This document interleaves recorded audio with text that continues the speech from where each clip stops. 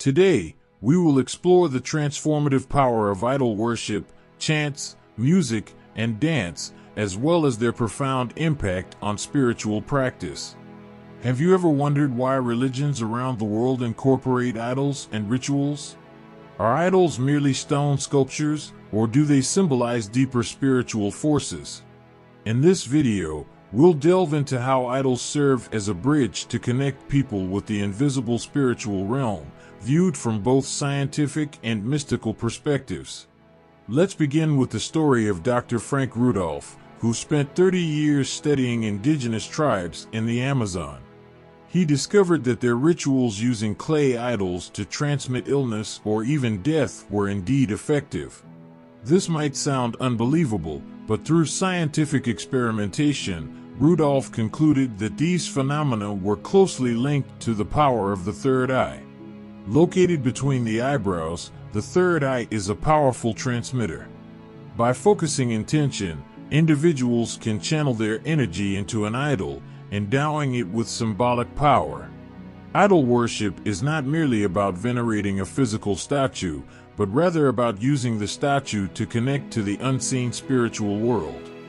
The idol is just a starting point, an outward symbol. The true goal is to reach the intangible realm through it.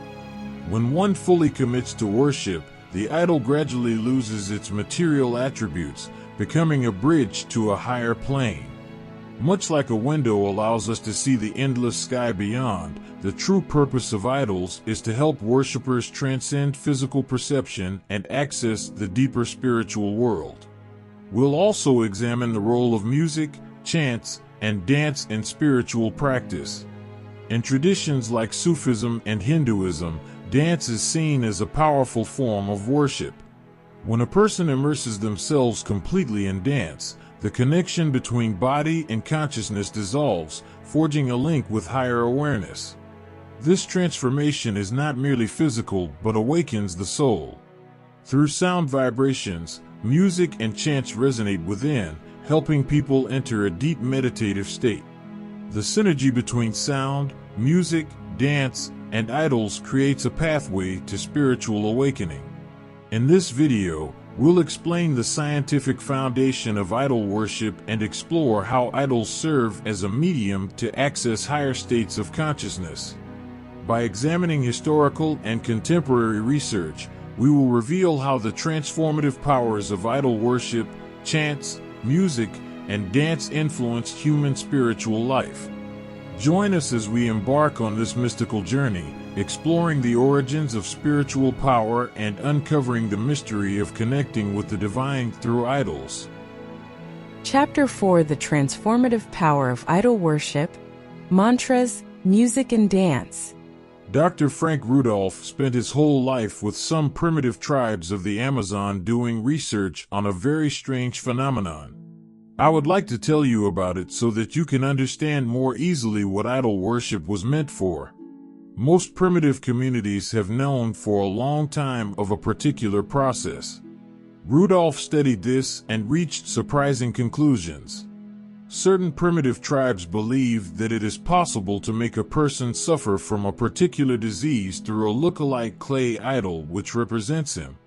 They believe that even death can be brought about in this way. For 30 years, Dr. Rudolf tried to find out how it is possible to transmit disease and death through an earthen representation of someone. Rudolf approached the subject skeptically and scientifically, and hundreds of times he actually saw with his own eyes disease and death being transmitted, even if a person was 1,000 miles away. His long study convinced him of the truth of such happenings. There were three things which he came to know after experimenting on himself. Firstly, it was not necessary for the clay idol to exactly resemble the person in whom disease or death was to be invoked. It is difficult even for an expert sculptor to make a clay idol which is exactly like a particular person, but it is not necessary. What is important is to establish mentally the shape and form of the person on the earthen representation. And there is a method for doing this. If the idol maker closes his eyes and remembers the person and mentally imposes his will on the idol will become symbolic and active. I have already told you about the taluk and that the third eye, which is between the two eyebrows, has been found through the science of yoga to have great power stored in it. It is a great transmission center. If you ask your son or a servant to do something, and you feel they may refuse, you can do a small experiment. If you concentrate your energy on the center between your two eyes and tell them what you want them to do, 9 times out of 10 they will do it. But if you ask them without concentrating your energy that way, 9 times out of 10 they will not. Any idea or thought conveyed with the energy concentrated between the two eyes moves rapidly and carries with it great power. If you concentrate on the image of a person with the energy of the Ajna chakra, and if that thought is then directed at the idol, it no longer remains mere clay. That mass of clay becomes energized by your concentrated will. If you mentally infuse some disease into that idol for 1 minute, the person who the clay idol represents will catch that disease. Howsoever far away that person may be from you, he will be affected, he may even die. Rudolf wrote that what seemed unbelievable actually happened during his experiments. Before his very eyes he saw some tribesmen compel a tree, through an earthen replica of it, to dry up and wither. The tree, which had been lush, green and healthy, withered, and its leaves became dry. In spite of being watered, within a month the tree became diseased and died. What happened to a tree could happen to a person. I am talking about these findings of Rudolf because idol worship is a similar experiment but on a large scale. If we can transmit disease or death to a person, there is no reason why we cannot establish or re-establish a relationship with those who are dead. It is possible that we can take a jump from the idol into that which is all-pervading and unmanifest. The whole basis of idol worship is the relationship between your mind and the cosmic mind. What is needed is just a bridge between the two, and that bridge can be made. The idol is an attempt to create that bridge. Only something which is manifest, like the form of an idol, can become the bridge because it is not possible for you to establish a direct link with the formless. Howsoever much one may talk about the formless and the unmanifest, it is mere talk and doesn't convey anything to you.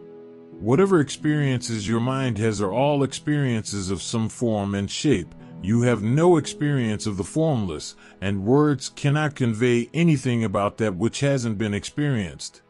You will go on talking about the formless and continue to live with the form. So if you want to establish a relationship with the formless, you have to make something which on one side has a form and on the other is formless. That is the secret of the idol. Let me explain this another way. From our side we need a bridge which has a tangible form, but which also has a formless part. At our end it is manifest, and at the farther end, as it approaches the divine, it becomes unmanifest. If the idol remains just an idol, it cannot act as a bridge. If it is absolutely formless, then too it cannot become a bridge. The idol has to serve two purposes. It has to be visible on our side and dissolve into the formless on the other. If I tell you that the term idol worship is wrong, you will be surprised, but actually it is absolutely wrong. It is wrong because for one who knows how to worship, the idol doesn't remain an idol. And the one who sees only the idol does not know what worship is or how to worship. We are using two words, one is idol and the other is worship. These two concepts cannot be experienced by the same person simultaneously. The word idol is for those who have never worshipped, and the word worship belongs to those who have never seen an idol. Put differently, we can say that worship is the art of making the idol disappear. It is the art of slowly dropping the manifest and entering into the unmanifest. The manifest form gradually dissolves into the unmanifest, and as the worship deepens, only the unmanifest remains. So, idol worship is self-contradictory. Hence someone who is worshiping is puzzled as to where the idol is, and the one who has not worshipped at all wonders what a stone idol can do. These two types of people have two different types of experiences, and between them there is no common ground. When you go to a temple you see only an idol, because you are not able to see the worship itself. In a temple a mirror can be found totally absorbed in her worship. For her there is no idol. As soon as real worship deepens, the idol dissolves. We see idols because we do not know what worship is. As there is less and less worship in this world, we shall see more and more idols. When there are many idols, worship will as good as disappear. In that case, the idols will have to be pulled down, because what use will they be? They will be irrelevant. Ordinarily, we think that the more primitive a man is, the more he is likely to be an idol worshiper, and that as man becomes more intelligent he will drop his idols. But this is not true.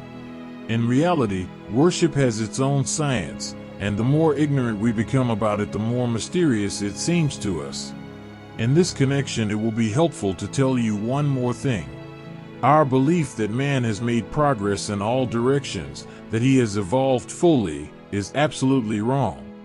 The life of man is so vast that if he makes great progress in one direction, he does not realize how far he has remained behind in another direction. If science has made great progress, we have fallen far behind in the matter of religion. Whenever religion flourishes, science lags behind. When we grow in one dimension, the other dimensions are completely forgotten.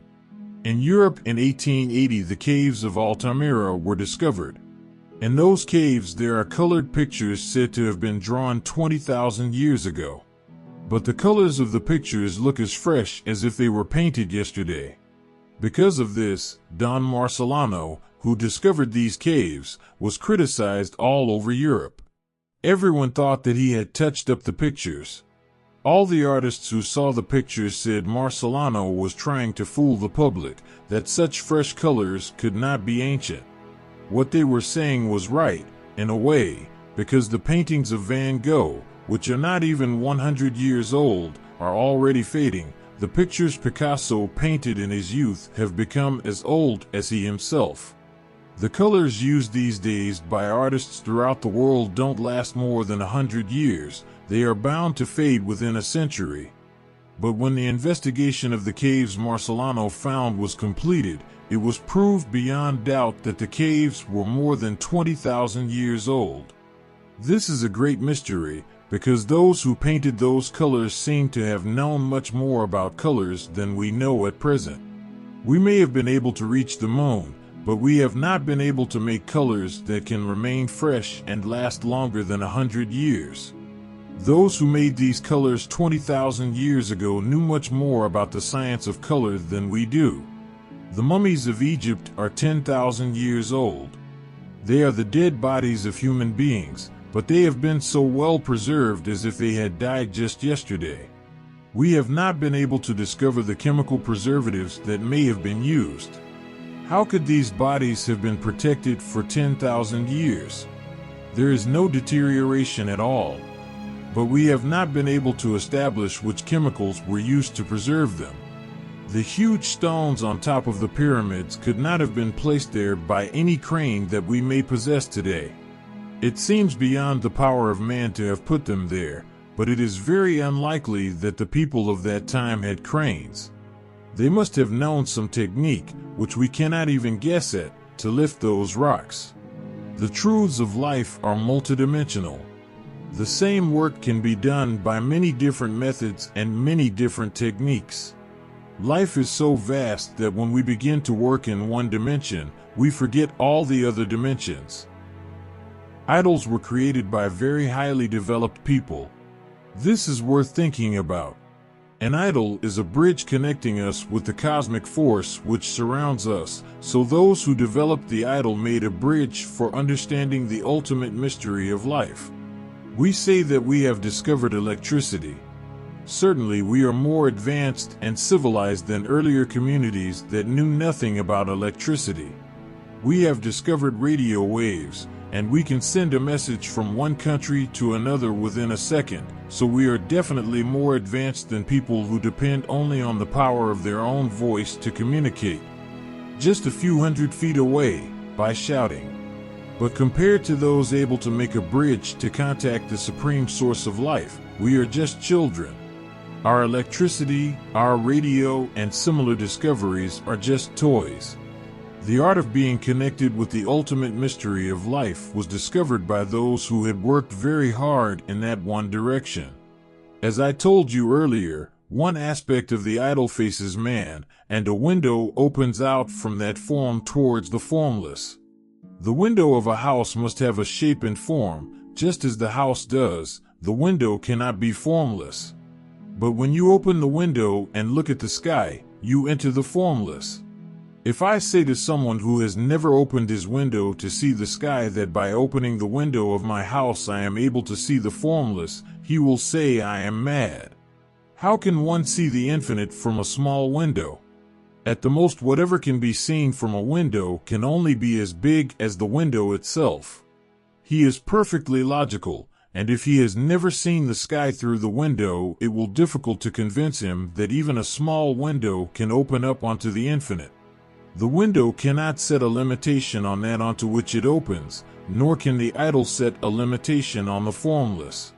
Those who think an idol is an obstacle in understanding the unmanifest make a great mistake. And those who think that by breaking a window the sky can be broken are mad. By destroying an idol the unmanifest cannot be disturbed. But those who do not know the art and alchemy of worship may think of destroying idols. Worship is such an inner, subjective, personal matter that it cannot be expressed or demonstrated.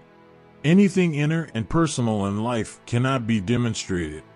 If my heart is cut open, you will not be able to see love in it, nor will you find anger, hate, forgiveness, or compassion. You will find only a sort of pump for the circulation of blood. If after putting me on the operating table and investigating my heart, a surgeon certifies that I have never experienced any love or hate, I have no way of proving him wrong. Will the surgeon confirm my claim that I have loved? He may say that I am deluded. But if I ask the doctor whether he has had any experience of love and hate, if he is logical and honest, he will say that he also has had such delusions. Otherwise, the heart, as seen on the operating table, is only a pump-like object for the circulation of blood, and there is nothing like a heart that feels love or hate. If your eyes are operated on and examined, it will not be possible to prove that they have seen dreams. How can you know from an eye kept open on an operating table that at night, while closed, it has seen many dreams? We all see dreams, but where do they exist? Dreams may be unreal, but their existence cannot be denied. However unreal a dream might be, it happened somewhere within. If it was a frightening dream, when you wake up your heart is beating faster, even if it was unreal. If you cried during your dream, when you wake your eyes will be wet. Something has happened internally, but the outer, the physical eyes, do not reveal anything. Whatever is inner, subjective, and personal cannot be seen outwardly. An idol can be seen as can the heart or the eye. But worship cannot be seen. Worship is like love or a dream, hence when you pass a temple, you can see the idol but not the worship. So if you saw Mira dancing before an idol, you would think she was mad, naturally, because her worship cannot be seen. She seems to just be dancing in front of a stone. When Ramakrishna was appointed to be the priest in the Dakshineshwar temple in Calcutta, after a few days people began to complain about him. It was said that before offering flowers to the deity, Ramakrishna first smelled them, that before offering the deity food, he himself tasted it. This was thought to be a sacrilege. Ramakrishna was summoned before the temple committee and asked for an explanation. He said that whenever his mother had fed him, first she would test the food to decide whether it was tasty enough for him. She would decide first whether it was worth giving to him. So he was doing the same with the deity. How could he offer food that he had not tasted?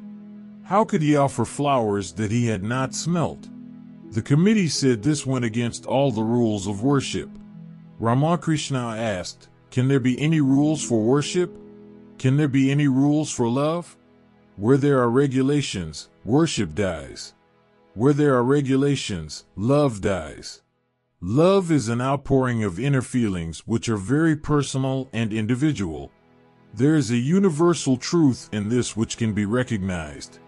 When two lovers love, though they are both loving, they love in their own individual way. The manifestations may be entirely different, but there is a similarity of experience. In both of them, within their love, the same soul resides. I was telling you that though the idol can be seen, worship can't be, but still we have made the word idol worship, which is absolutely wrong. Worship is the method of obliterating the idol. First the devotee makes the idol and then he makes it disappear. In an earthly sense he makes the idol, and in a spiritual sense he destroys it. He makes it from mud and then lets it dissolve into the supreme existence. I will now tell you about one more aspect. In this country for thousands of years we have made idols and then immersed them in water. Many people feel it is strange, and they have asked me why beautiful idols are made of the goddess Kali and then after a few days just thrown into the water. Why is the god Ganesha decorated ceremoniously and worshipped lovingly for a few days and then immersed in water, either thrown into the sea or a river or a lake? This is mad. But there is a beautiful concept behind this immersion. The real secret of worship is in making an idol and then letting it disappear, giving a shape and form to the idol and then letting it vanish into the formless. It is all symbolic, the act of making an idol of the goddess Kali, worshipping it, and then immersing it in water.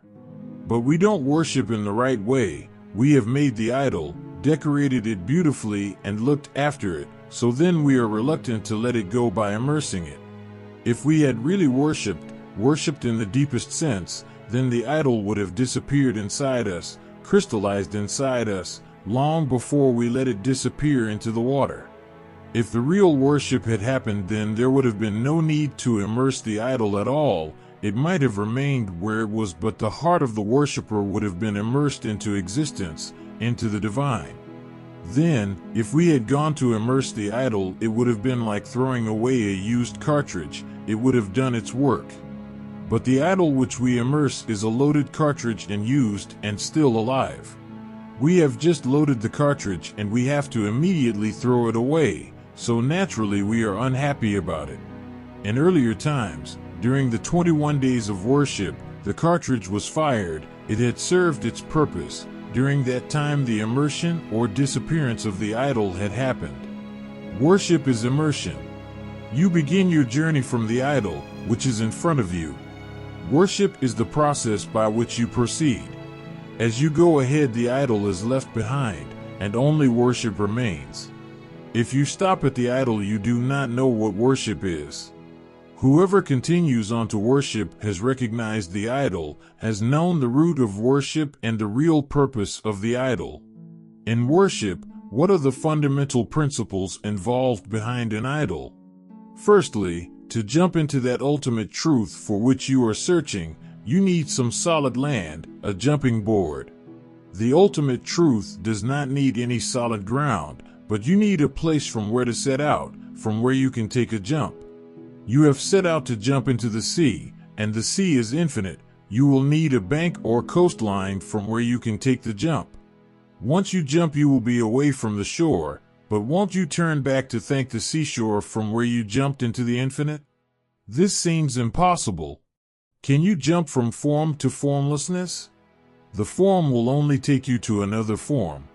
If you ask Krishnamurti, he will. It is not possible. How can you jump from the form to the formless?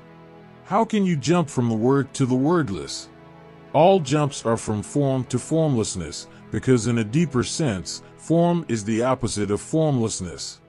Form is a part of formlessness, and an indivisible part. It may seem separate to us because of our limited vision. In fact, form and formlessness are indivisible. When we stand on the seashore and look at the sea, we feel that they are separate, and that this shore and the opposite shore, far across the sea, are also separate. But if we go deep underneath the water, we will see that this shore and the opposite are connected at the bottom of the sea. If we think in the language of scientists, there is a very interesting fact.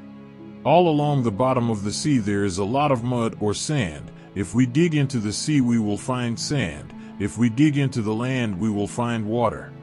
If we express it in scientific terms, we can say that in the sea there is more water and less mud, and on the land there is more mud and less water. The difference is only in their proportions and degrees, but they are not actually separate. Everything is one and united. Whatever we describe as having form is united with the formless, and the formless is also united with form. We are standing in the form. The concept of the idol accepts the fact that we are standing in the form.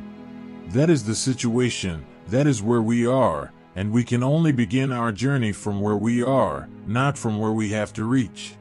Many philosophies begin from where we should be ultimately, but how is it possible to begin the journey from where we are not? The journey has to begin from where we are. Where are we? We are living in form. All our experiences belong to form, to the manifest.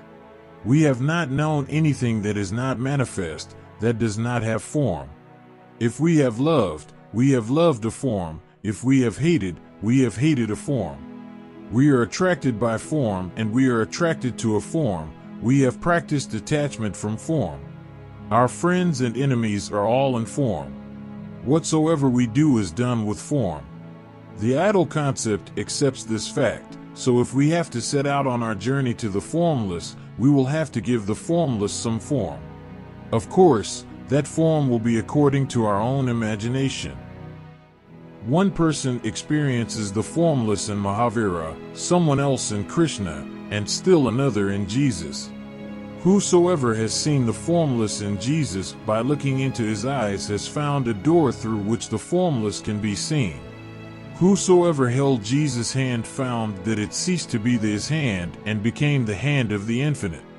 Whosoever heard Jesus' words and felt his heart vibrate, not in response to the words, but to what was beyond those words, found it very easy to jump into the infinite through worshiping the image of Jesus.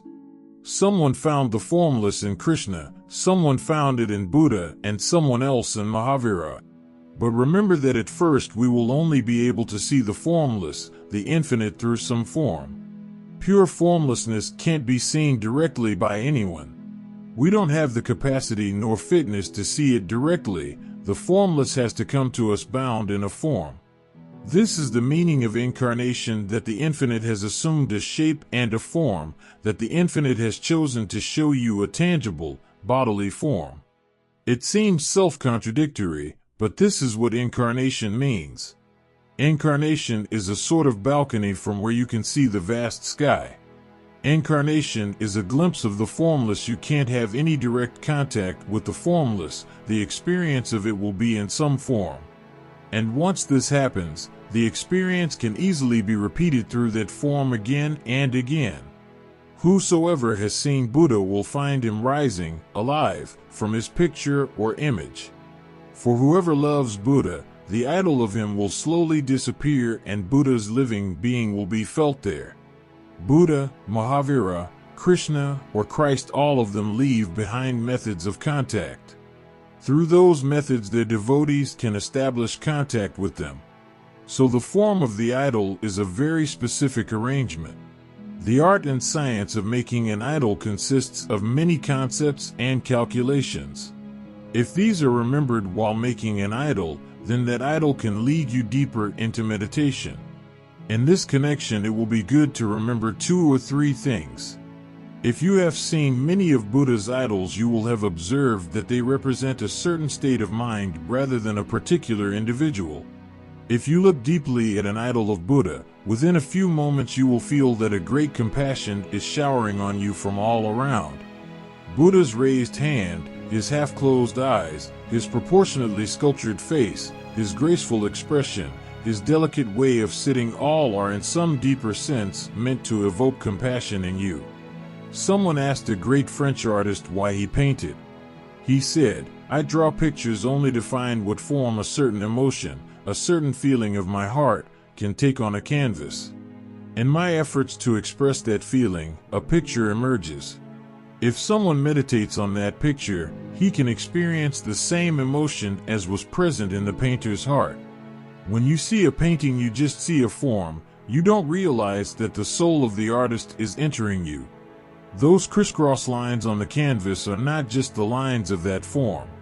If you concentrate on them, a picture with crisscross lines will emerge within you too, because it is the nature of the mind that it vibrates in you with a similar resonance to that which it sees outside it. You probably do not know that the joy which you feel when you see a flower is not so much because of the flower itself, but because of the symmetry of its petals, which is also induced in you.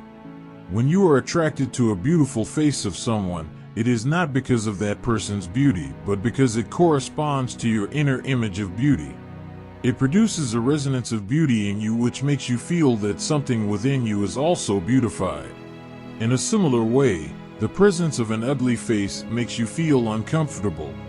The experience of joy in the presence of someone who is beautiful is because of the flow of beauty which it brings about in you, making you also more beautiful. Ugliness means that something is disproportionate, crude, non-symmetrical, and crooked, and this evokes in us a feeling of disharmony, repulsion, disorder, and discomfort.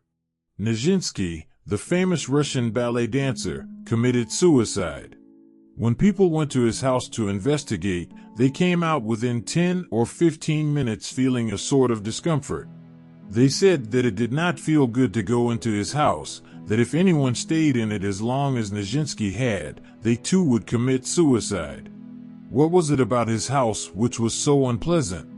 He had painted all the walls and ceilings red and black for 2 years. It had been like this. It was not surprising that he went mad and that he committed suicide. Those who went inside his house said that if anyone were to stay in that house for 2 years, they would also go mad and commit suicide. Nijinsky must have been a very courageous man. He had created around himself a very anarchic situation. Whatsoever you see creates its echo within you, and in some deep sense you become like that which you see. All idols of Buddha are made to reflect compassion because that is his inner message. Buddha said, if you have compassion, you have everything. What does compassion mean? It does not mean love. Love comes and goes, but compassion is a love which, once it comes, never goes. In love, there is a subtle desire to get something from the other. In compassion, there is the awareness that no one has anything to give. Everyone is so poor that there is nothing they can give, and that is why there is compassion. There is no demand in compassion. In this state, there is no desire even to give, but all the doors of the heart become wide open and something spontaneously begins to be distributed.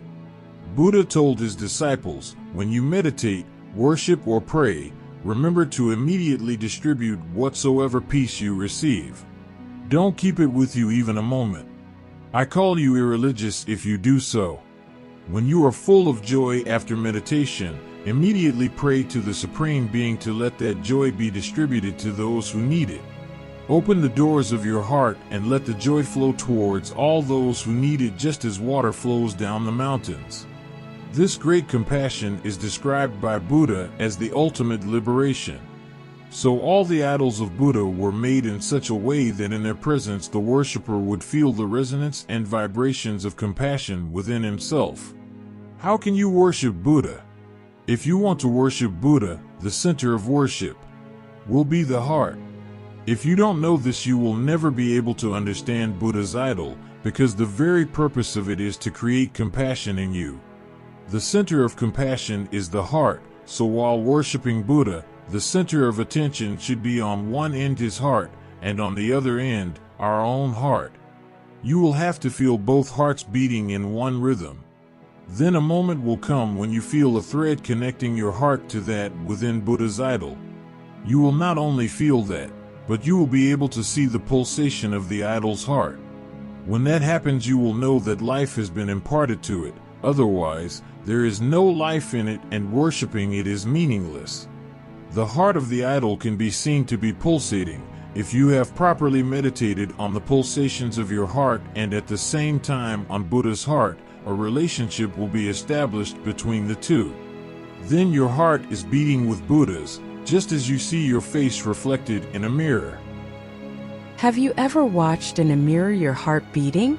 An idol is also a mirror in a deep sense, in a deeper religious sense. You will say a mirror is a mirror. It is bound to reflect all movements. So your heart and that of the idol will pulsate. Until this happens, worship can't begin because the idol is still only of stone and unsanctified. Life has not been invoked in it. If you want to meditate on the idol of Buddha, the center has to be the heart. If you want to meditate on Mahavira, there is a different center, for Jesus, a third center, and for Krishna, a fourth. All idols are made with a different center as the basis.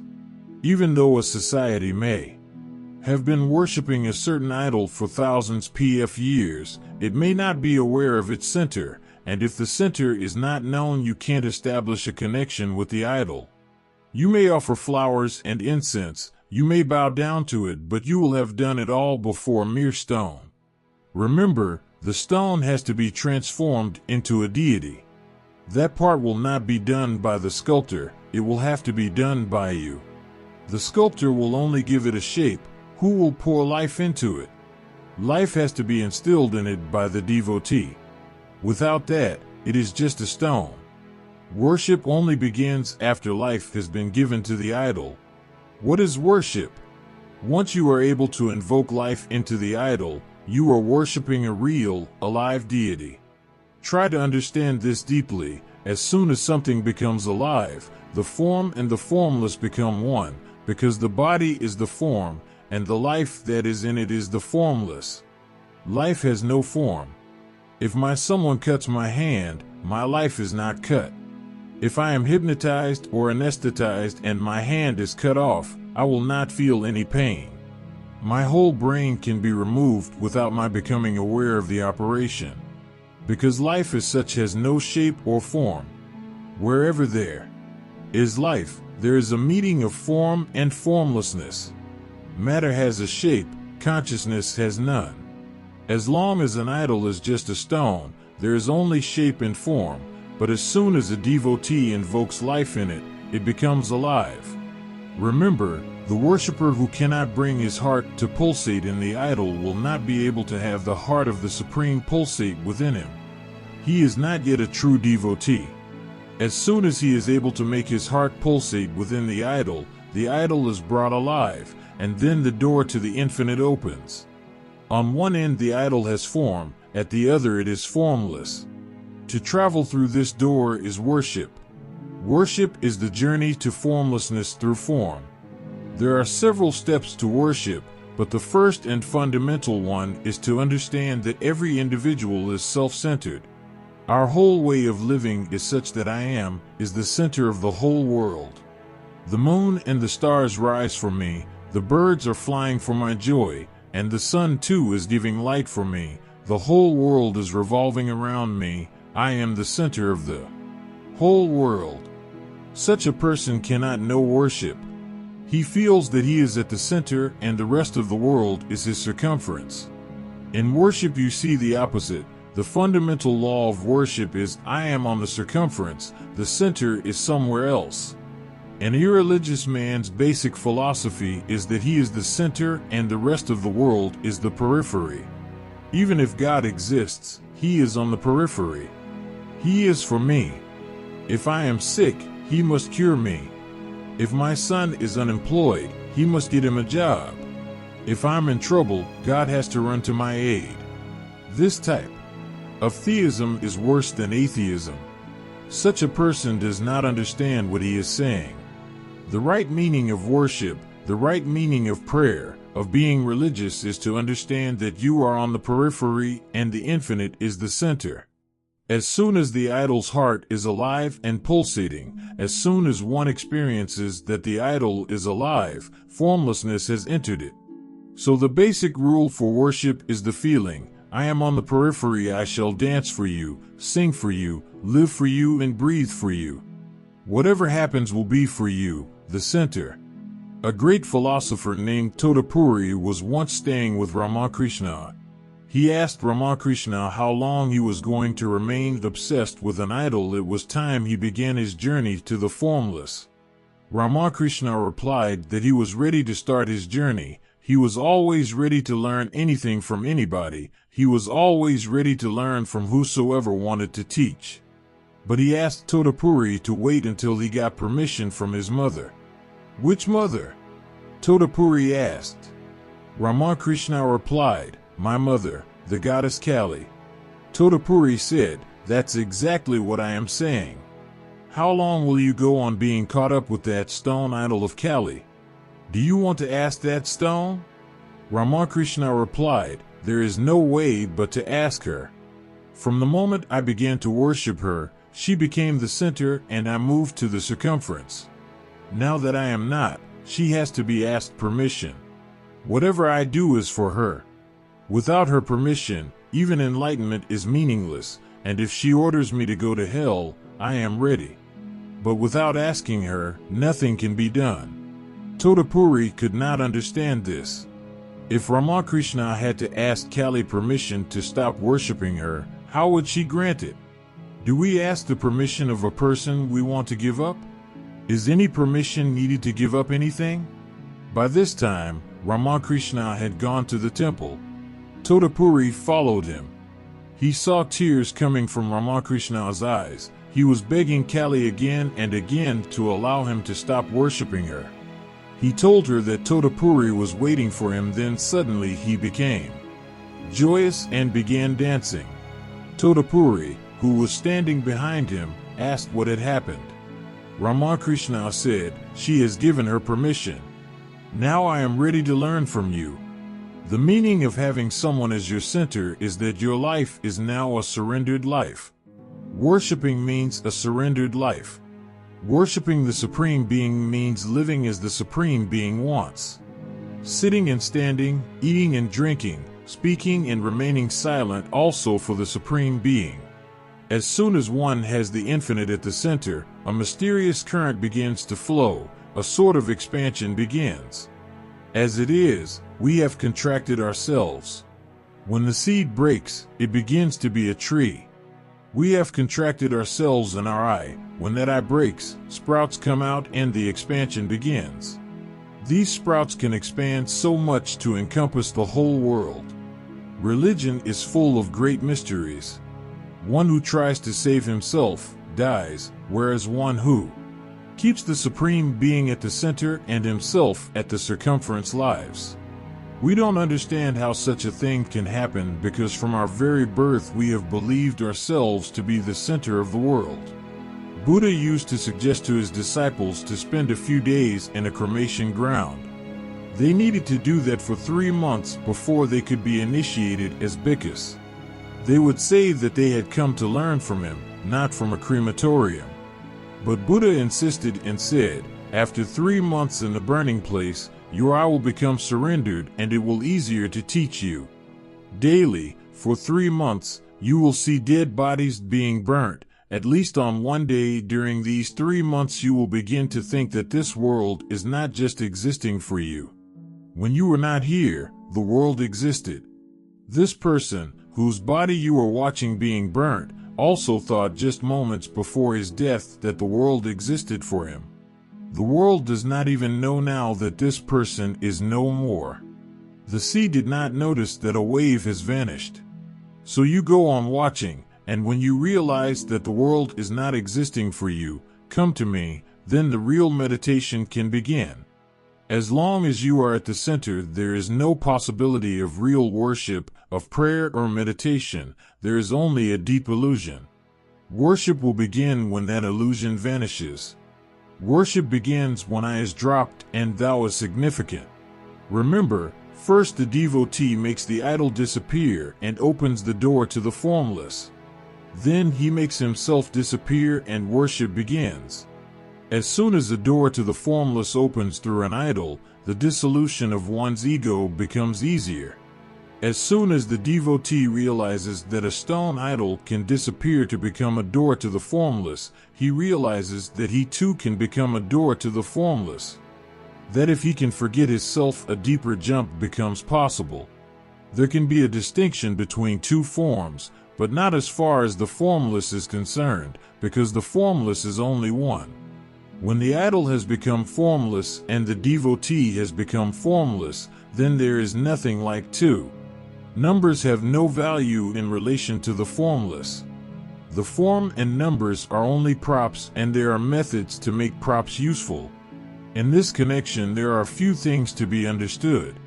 Sufis have given great importance to dancing as worship. Devotees like Mira and Chaitanya also attached great value to dancing. It has a few qualities which have led many devotional schools to choose it as a method. The first effect of dancing is that while dancing you experience that you are not the body. Because of the fast movements of dancing, you feel that you and your body are separate. In reality, there is an adjustment between your body and your consciousness. It is a well-arranged adjustment. In your day-to-day work, that adjustment remains intact. Gurdjieff used to say that if there are many pebbles in a container, and you shake the container vigorously, the arrangement of things inside will be disturbed. A pebble that was lying at the bottom will come to the top, one lying in the middle will move to the side, and one which was on top will be in the middle. The whole arrangement within the can will become topsy-turvy. If one pebble was used to being in a certain place in relation to other pebbles, and it became identified with that position, its ego will be destroyed. The stone will feel, I am no more, that it was only an arrangement, and that arrangement is no more. So the Sufis, Mira and Chaitanya, have made profound use of dancing. The dervish dancing is very deep. In it, the dancer's body spins so fast and with such totality that every cell and fiber of his body vibrates. This breaks the relationship between the body and the consciousness, and suddenly the dancer realizes that he is separate from his body. So using dance for worship is very valuable. There are two Christian sects, one of which is known as the Quakers and the other as the Shakers. The Quakers, even today, are quite influential. The names of the sects are very significant. During their worship, the Shakers shake the body so vigorously that every nerve and fiber of the body becomes a trembling. Standing in front of his idol, when his body vibrates so strongly, the Shaker perspires heavily. At that point, he will experience that his consciousness is separate from his body. Then that consciousness moves into worship. The Quakers' name is meaningful. Their bodies quake very strongly when they worship. In an earthquake, the land vibrates so much that everything comes crashing down. The Quakers also quake so much that the body's connection with the consciousness is broken. This type of movement, dance, and devotional songs have all been used to create a gap between body and consciousness. In this connection, let us understand a little about the science of sound. Science believes that the ultimate unit of all matter is electricity. The Eastern sages believe that the ultimate unit of matter is not electricity but sound. Modern physics believes that ultimately all matter is made up of electricity, whereas the Eastern sages say that sound is the basic unit of all matter.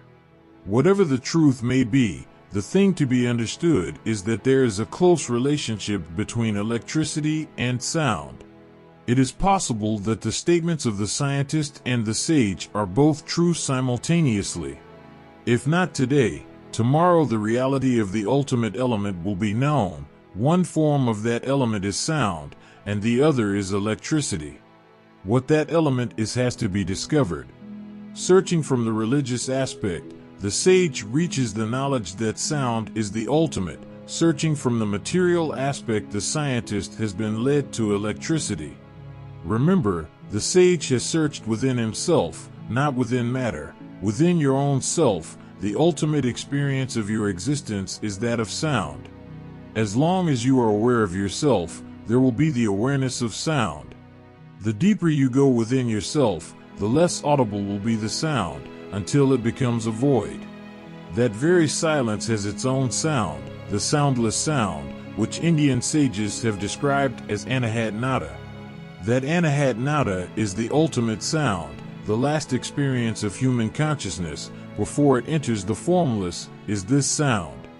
Because of this experience, the Indian sages say that sound is the ultimate element. The scientist divides and subdivides matter into its smallest component, and just before it disappears into the formless it is seen as the electron. Then when matter is completely lost and the formless appears, what remains is electricity. What has to be thought about is whether the smallest, the ultimate part of consciousness, comes before the smallest part of matter. It is certain that consciousness is more subtle than matter, hence the ultimate part of consciousness must exist before that matter. So the Indian sages have held the view that sound is more subtle than electricity, that it comes before electricity, and is the ultimate source of everything. Music, song, prayer, and chanting are all uses of sound. Every sound creates a particular state within you. There is no sound which doesn't. Scientists who are experimenting with sound electronics now know that if special musical instruments are played in front of a plant, it will grow flowers 1 month earlier than it otherwise would have. If special musical instruments are played in front of cows, they will give twice as much milk.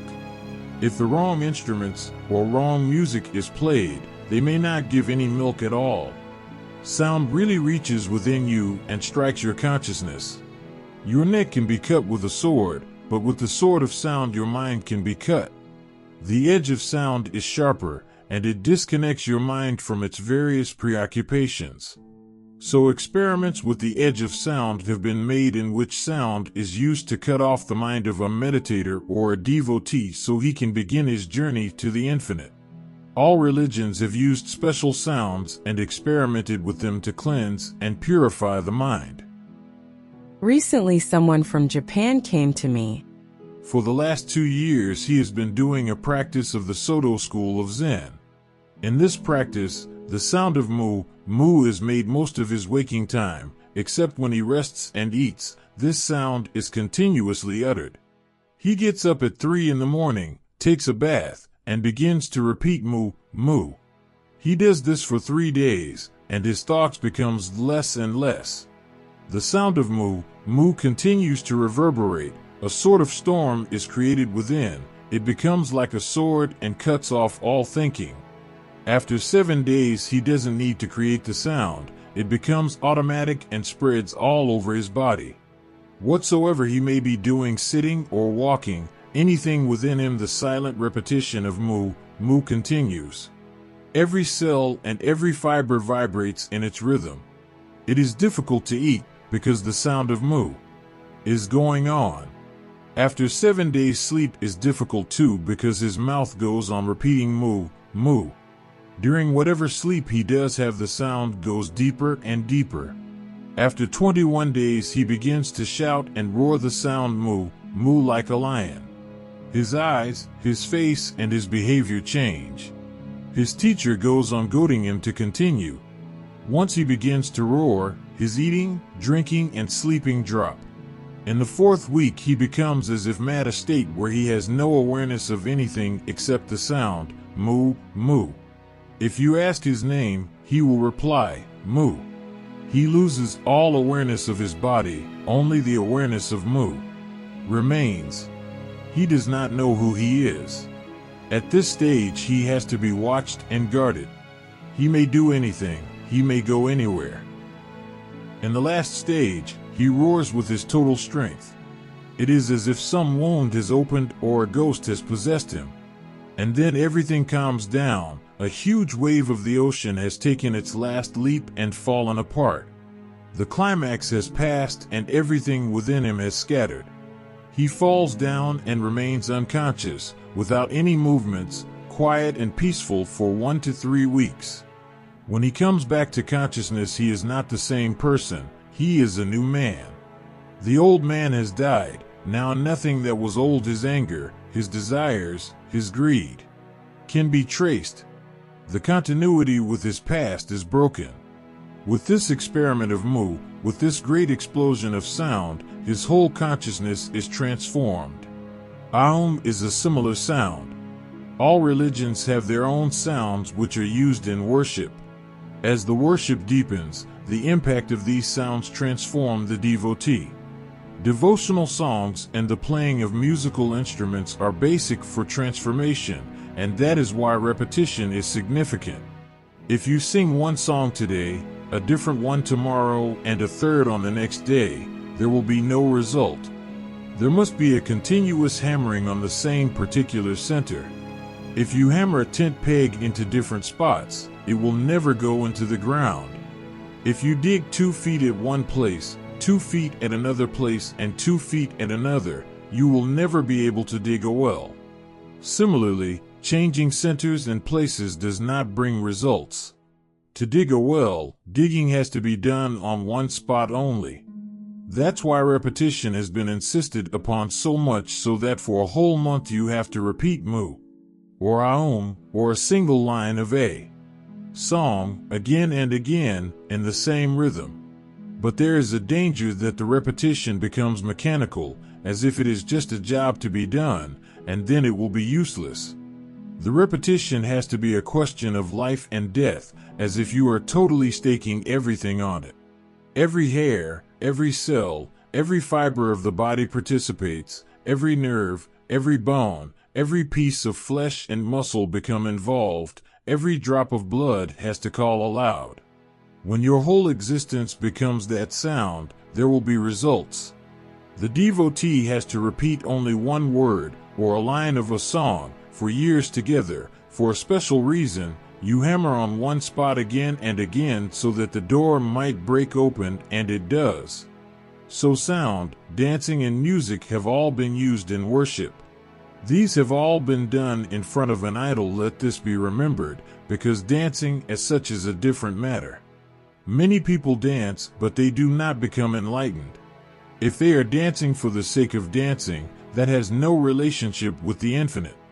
So everything has to be done in relationship to the infinite, and hence in front of the idol that has been made alive. That idol will continuously remind you that the dance is not for the sake of dancing. The dancing is on the periphery, the center is the idol, the center is in the Supreme Being. All is in preparation for a jump into the ultimate. Otherwise, there are dancers, musicians, singers who are all superb in their art. Even devotees can sing very well.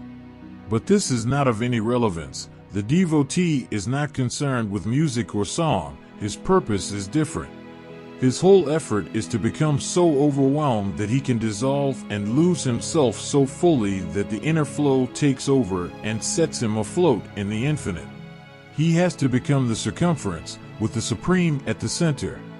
He has to create such liquidity that he can remain afloat and flow. Usually you will find a devotee with tears flowing down his cheeks. He is not weeping out of unhappiness, but out of joy. Tears flow when everything within has become liquid, fluid, either out of misery or overwhelming joy. Up to now, scientists have not been able to explain the purpose of tears. At best, they have discovered that tears are meant for cleaning the eyes of dust. Tear glands are only meant to clean the eyes. But why do tears flow when one is in pain, when one is unhappy, or when one is overjoyed? Does dust only fall into the eyes at those times, and not otherwise? Whenever there is an overflowing, when there is an extreme of either pain or pleasure, tears begin to flow. The tear glands open, and tears flow out. Devotees also weep, but their weeping has a different quality. One who is not a devotee will not be able to understand it. What happens to a devotee that makes him weep? You may think that he must have some difficulties, and because of them he is weeping, with folded hands. But one who is weeping because of his difficulties still has himself as a center. He is still not a devotee. He does not know what worship is.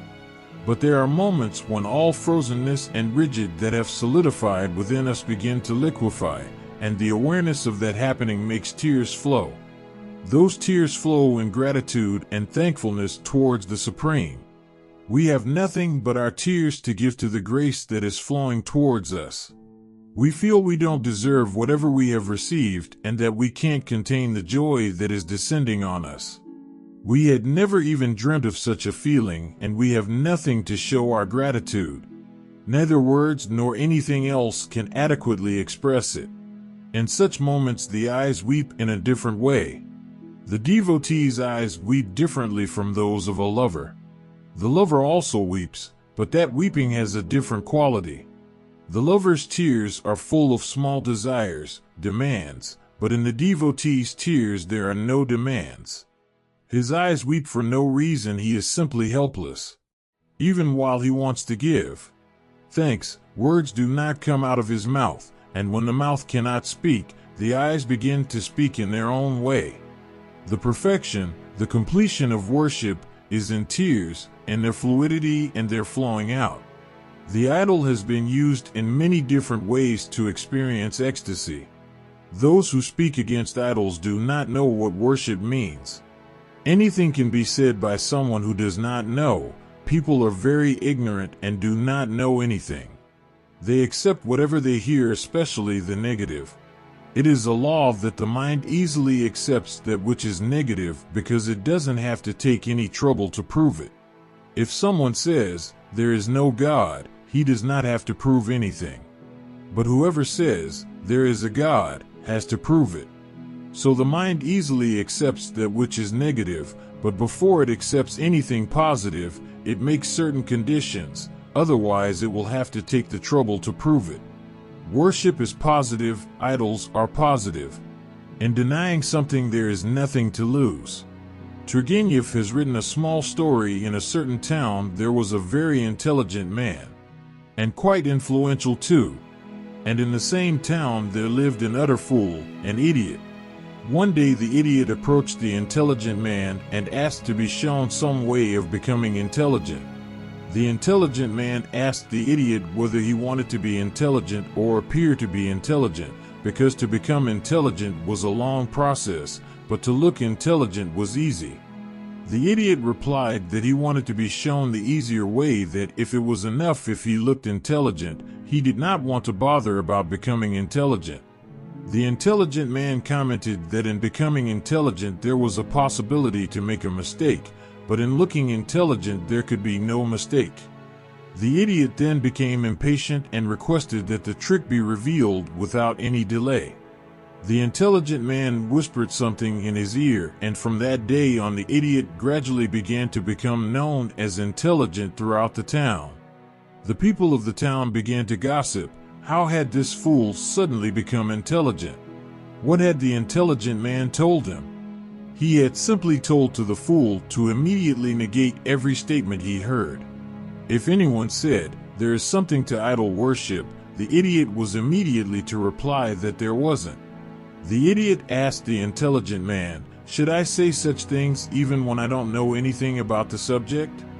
The intelligent man said, "You don't have to bother about knowing anything at all, just negate whatever is said. If somebody tells you that the works of Kalidas are wonderful, just say it is all rubbish. Tell them to prove that they are. If anyone says that Beethoven's music is heavenly, say that even in hell such music is played. And ask the person to prove what heavenly music is like. Just deny everything, and if anyone opposes you, challenge them to prove their claim." Within 2 weeks the idiot became famous throughout the town for his intelligence. People started saying that he was very deep and difficult to judge or understand. If someone said that Shakespeare's poetry is beautiful, he would reply that it was simply rubbish. Any school child could write such poems. Then the person would feel shaky because it was difficult to prove what he was saying. This century is, in a way, a century of many types of foolishnesses. And the foundation of our foolishness is negation. For a whole century we have been denying one thing after another. When others are not able to prove something, they also join in the negating. But remember, the more negative a life is, the more insignificant it becomes. No truth can be known without being positive. The more negative a life is, Although it will seem more intelligent outwardly, inwardly it will be more stupid. The more negative a life is, the less will it be possible for truth, joy, and beauty to penetrate it, because all elevating experiences happen only to a positive mind. All experiences of value can be had only by a positive mind. Whenever someone says no, something within his mind closes. Have you ever thought about the effect of words? If you close yourself in your room and loudly say no, you will find that your whole heart contracts and becomes closed. If you loudly say yes, you will find that your heart opens its wings and flies into the sky. Words are not just born, the uttering of them creates some parallel event. In saying no, something contracts within you, and in saying yes, something opens within you. Someone asked St. Augustine, "What is your worship? What is your prayer?" St. Augustine replied, "Yes, yes, and yes, my Lord. This much is my worship." He may not have understood what he had said, but whoever says yes to his life in its totality is a theist. Theism does not mean just saying yes to the existence of God, it is the capacity to say yes. The atheist does not just deny the existence of God, the atheist has only the capacity to say no. Such a person will go on shrinking and contracting and will ultimately decay. But saying yes makes a person open up and expand so much that he merges with the infinite. Idol worship is a very positive method. But you have to meditate and go so deep into the idol, into the worship, that you come to know that there is no idol, only worship. The idol is just the beginning. It is true that the worship is of an idol, but in a deeper sense you will find that it is your own transformation. The idol is just an excuse, and that excuse makes it easy to transform oneself. Dr. Rudolf, about whom I was speaking earlier, developed an important principle which will be useful for you to know about. Whenever some thought arises in your mind, it has to travel through nerves and muscles, through the whole mechanism of the body. For example, if in my mind the thought has arisen to love you and to take your hand in mine, immediately that thought begins to travel, passing from the brain and the mechanism of the body until it reaches to my fingertips. Rudolf says that when a thought is born, it has the power of 100 units. By the time it reaches the fingertips, only 1 unit remains. 99 units of power are used up in the transmission, in translating that thought into action. All thoughts become lifeless by the time they reach the outer surface of the body. That's why more happiness is actually experienced at the thought of taking your beloved's hand than the experience of it. At the moment of the experience, you feel the experience was not as satisfying as you had expected. What happened? Why was the fulfillment of the thought less fulfilling than the thought itself? When someone thinks about making love, he feels elated, but after making love he is left feeling depressed. He feels it was not so great after all. Why? When the thought was conceived, it had the potentiality of 100 units, but by the time it reached the periphery, it was reduced to 1 unit. Sometimes the potentiality is 0 or is even negative. If the body is sick, the energy lost as the thought travels through consumes all the power and turns it negative. So if you are sick, you may have expected to feel happy when you held your beloved's hand, but instead, by the time the thought has traveled to your hand, taking her hand makes you unhappy. The experience becomes negative. Rudolf says that if this is true, then man will never become happy. Is there no way that one's thought can directly jump into another's mind? Religion says there is. Rudolf has also confirmed this through hundreds of experiments that my thought can take a direct jump into another's mind without using the medium of my physical body. To do so, I stop my thought at the third eye center by closing my eyes and make it jump directly to your third eye. The whole system of telepathy depends on this art. Rudolf demonstrated this by transmitting a thought 1,000 miles. In Russia, Howard, and many others in other countries' experiments gave proof of telepathy. In this experiment, You concentrate your thought on your third eye, as if your thought has become a small sun revolving rapidly in your mind. That small sun becomes focused and highly potent. The thought is not allowed to spread to the rest of the body, which would allow loss of energy. The energy has to accumulate at one point, where it remains focused like a strong ray of light. Just when you feel that it cannot become more focused, more concentrated, that is the moment for the thought to jump. At exactly that moment, you have to project the thought into the mind of the other person. However far away the person may be, he must be in your field of imagination, and you need to imagine that the thought has entered into the mind of the other person through his third eye. Once this happens, the thought is transferred. Telepathy is an art of projecting a thought into someone else without any physical medium. The third eye has been meditated on in many ways for religious purposes. It can be used for communicating with the cosmic mind as well as with the human mind. For example, you are sitting in front of Mahavira's idol. Mahavira's consciousness has become one with the infinite, but if you concentrate your total energy at the third eye center and project it into the idol's head, your thought will be transmitted to the consciousness of Mahavira. In this way, many people who have come after Mahavira are helped. For such people, Buddha, Mahavira, and Christ are not dead but alive here and now. For them, there is a direct communication. This experiment can be used to take a jump into the infinite. But how will you find the third eye of the infinite? To where will you project your thought energy? To where will you make it jump? It will be easier to communicate through the medium of an idol. Directly projecting the thought beam into the infinite is difficult. It can be done, but for that there is a different technique. The religions which have not used idols have used that technique, but it is very difficult. So those religions which at first didn't use idols finally came around to using them. Islam has not used the idol, but the mosque has become the idol. And the graves of Muslim saints are worshipped.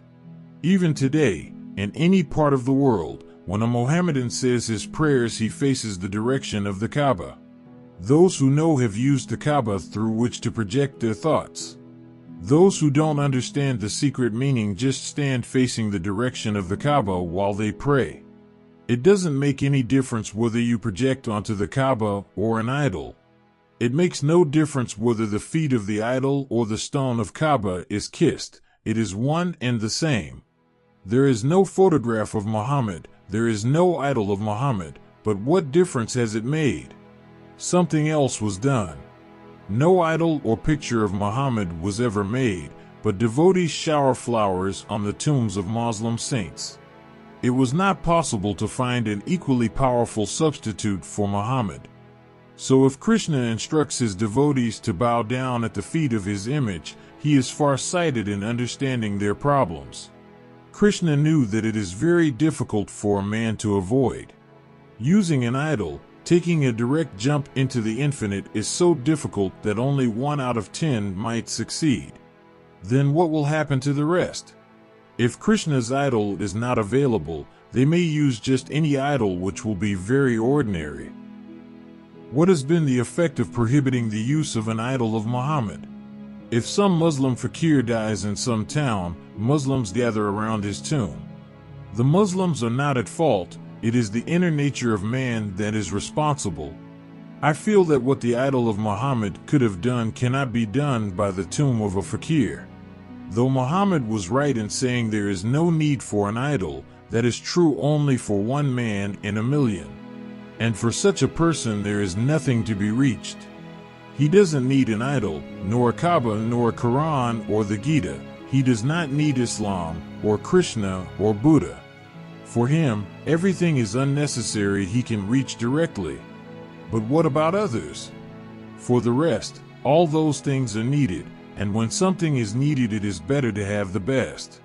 It is better, instead of worshiping the tomb of a fakir or the idol of some virtuous person, to have the idol of a Buddha, a Krishna, a Muhammad, or a Mahavira. When you have to travel by sea, it is risky to go by a small, locally made boat. It is better to travel in a large ship or steamer. When the boat of Buddha is available, it is stupid to depend on an amulet made by some fakir, or to the grave of a person whose blessings may have helped some people to recover from a disease. But if Buddha's idol is not available, because of man's inner need, he will look for a substitute. Superficially, it seems as if those who have rejected idol worship have said something great. But those who are for idol worship have the experience of thousands of years, and they knew from experience that a person will need an idol. Most people have a limitation in that they cannot reach the infinite directly. That is why it is better to provide the best of rest camps in between. There has been no society on earth which did not have an idol. No group of human beings in any corner of the world has existed where there was no idol in one form or other. This indicates that the idol fulfills some inherent need, not just for the individual, but for the whole of humanity. It is only in this century or the last 200 years that the concept of an idol has been shattered. Some people argue that idols are a meaningless burden, just stones, and they must be removed. But if first the meaning behind idol worship is properly understood, I don't think that any intelligent person will want to remove idols. But if the scientific thought behind idol worship is not understood, then idols will have to be removed. They can't be saved. They will probably fall away by themselves. Today people worship idols without understanding and bow down before them without knowing anything. Their hearts do not participate. It is just a formality that has remained. Such people will only be the cause of the destruction of the idol, because although they daily go to worship idols, there is no transformation in their lives, and so idol worship seems futile. A person worships an idol for 40 years and nothing happens to him, and he drags his son to the temple too. When the son asks his father that if he hasn't got anything from 40 years of worship, why is he being forced to go to the temple, there is no answer. If something had happened in the father, the question wouldn't have arisen. There is a small fable of Aesop. In a forest, a lion was asking every animal he came across whether he was the king of the forest or not. He asked a bear, and the bear said, "You are definitely king." Then he asked a leopard, who hesitated a little but then said that yes, the lion was the king. Then the lion asked the elephant. He immediately picked him up in his trunk and threw him a long distance. While he was falling, the lion said to the elephant, "Oh, great being, if you didn't know the answer, you could have simply said so. You didn't need to throw me off. I would have gone of my own accord." But the elephant that is powerful enough to lift up and throw the lion does not need to make any reply. It is not necessary to say who is king. One who worships an idol would not have to make any reply if he only knew what worship was. His life would be the answer. His eyes, the way he sits and stands, would become the reply.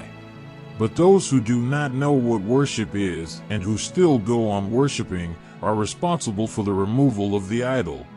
They do not know what worship is, but the idols have remained in their hands. It is because of this that I have talked to you about worship, so that you might understand that an idol is a method meant for total, inner transformation. The idol is just an excuse. It is like hanging your coat on a peg. The purpose of the peg is just to hang the coat. If there were no peg, the coat would have been hung on the door or a chair. It has to be hung somewhere. But once it is hung up, you can't see the peg, and so you don't ask any questions about it. The idol is just a peg. Worship is the main purpose. But while worshiping the idol, you can't see the worship, you can't see the coat, you only see the peg. You feel the peg has spoiled the wall, why keep it? You don't know anything about worship. Only the idol remains, utterly helpless and defeated. It may not survive, it is only the life force of worship that can save it. That is why I have talked to you about worship. Thank you all for watching this episode on the transformative powers of idol worship, chants, music, and dance. On today's journey, we discovered that idols are not merely physical objects, but serve as bridges connecting the visible and invisible worlds. Whether through statues, music, or dance, these seemingly simple rituals carry significant power for human spiritual awakening. When we understand the profound meaning of idol worship, we realize that worship is not just about venerating an idol, it's about transcending ourselves and reaching a higher spiritual plane. The idol is just the beginning. Its true purpose is to guide us toward the intangible spiritual realm. In this journey, music and dance are not merely forms of expression but essential tools that help us achieve deeper awareness. Every sound, every melody helps us release the ego and connect to a higher consciousness. In the end, we must remember that worship is an inner journey of transformation. It encourages us to let go of attachments to the external world and turn our focus inward to the depths of the soul. Through this discussion, I hope you've gained a deeper understanding of idol worship and the power behind it. If you're interested in these topics, feel free to leave your questions and thoughts in the comments. Don't forget to subscribe to our channel. There are more mysteries waiting for you to explore. See you next time as we continue uncovering the hidden powers in life.